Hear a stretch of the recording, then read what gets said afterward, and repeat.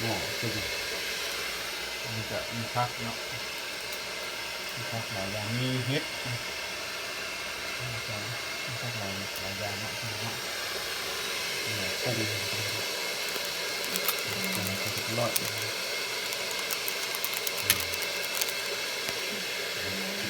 แซ่บดูสิใส่คือพี่น้องกินเพื่อนที่เก่าที่เก่าแซ่บน้ำปรุงกับน้ำปรุงน้ำนี่คือน้ำเกี๊ยวนี่คือน้ำเกี๊ยวของนัดนัดเป็นแซ่บนี่เผ็ดหางกระเบี้ยวก็จะสวยใส่เนาะเนาะใส่นิดนึงก็ได้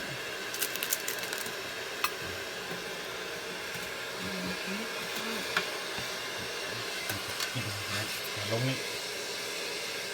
กดบกละมาสิกิน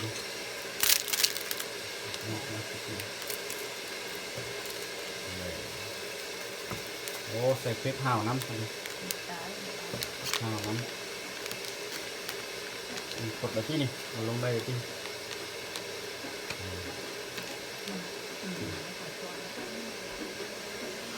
ซีดมีกุ้งนะเนาะ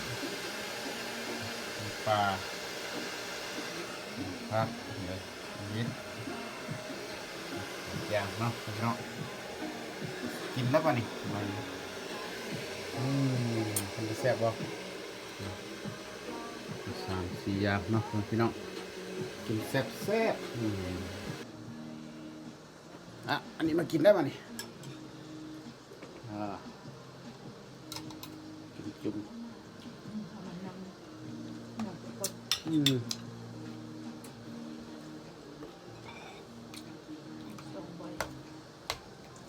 มาบอยู่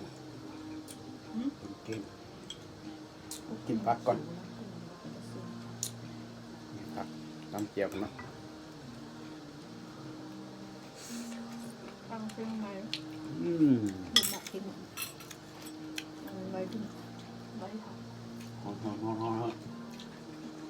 ดึงแล้วเป็นโรคธรรมดาเป็นแซ่บอยู่เนาะ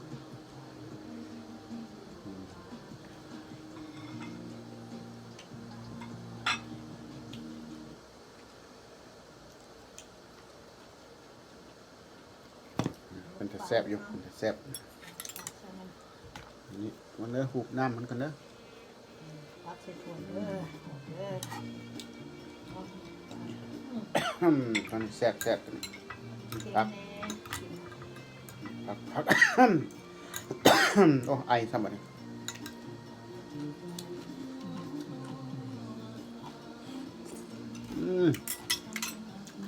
ครับแซ่บเริ่มแล้วกินจุ่มน้ำบ่ใช่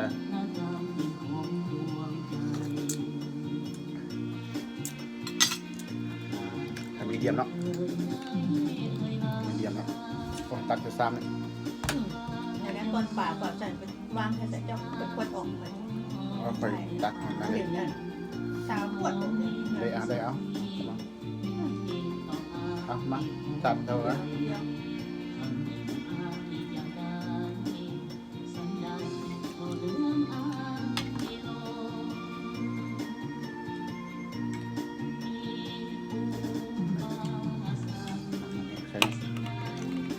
มันจะแซ่บตำเจียวเลยบ่เนี่ยฟันกุ้มอ่อนก็เอามาใส่นี่ตัวกุ้งกับเจียวบักนัดเจียวบักนัดเป็นแซ่บ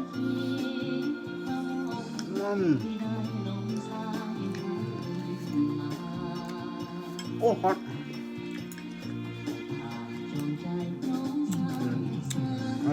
กินวันเสาร์พักผ่อนกินจุ่มมาดู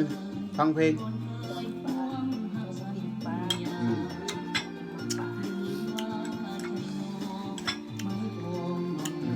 ป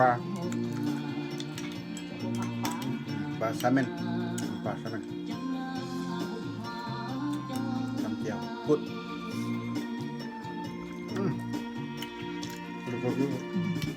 มีพักไปหน่อยเราจะแจ้งมาได้ดอกไฟ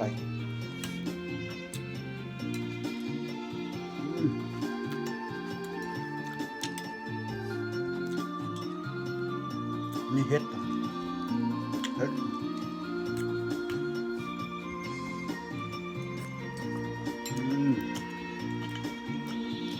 นะครับน้ำ เป็นรัด ฮะจะรอดนะ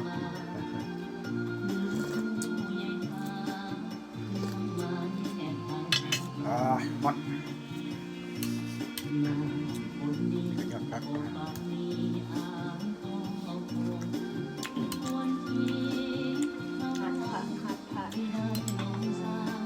กินฮัทผัด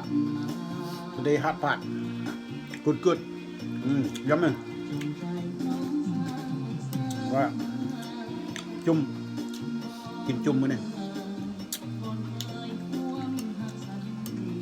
กระกุ้งด้วยเนาะแซ่บกุ้งบ่โอ้คีบจนบ่ขึ้นตัวใหญ่วะนะ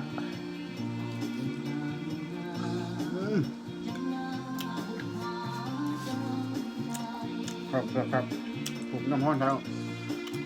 ส่วนมันดำ ฮะ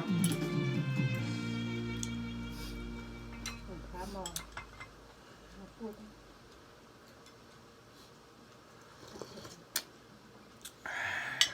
เอาถ้วยน้อยต่างหากมาซะจะนั่นกันจะนั่นอันนี้ซีนหมูตัวนี้เอาเพิ่ม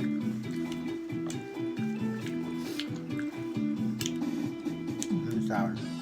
เสือเขียวก็ต้องแซ่บๆพี่น้องแซ่บๆกินคนทุกเตาไม่กินมึงไงอร่อย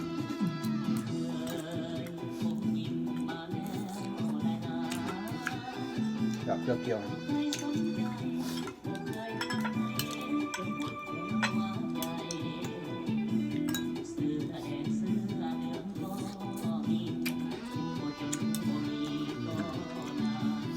แซ่บ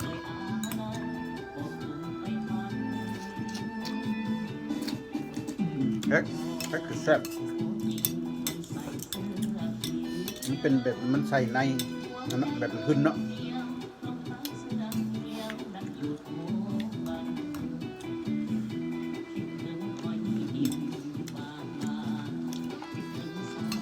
ครับ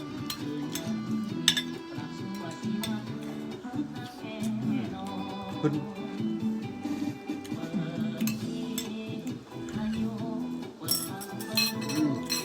แซ่บเอาดิตัวนี้ขึ้นก่อน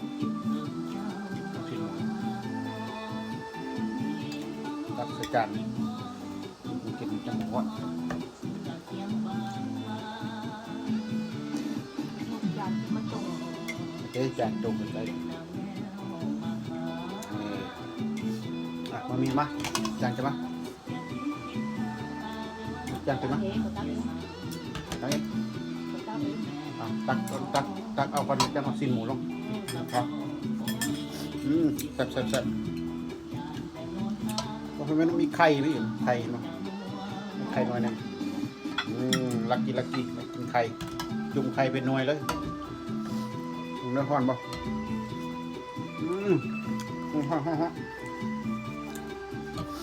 ห่อนตอนละ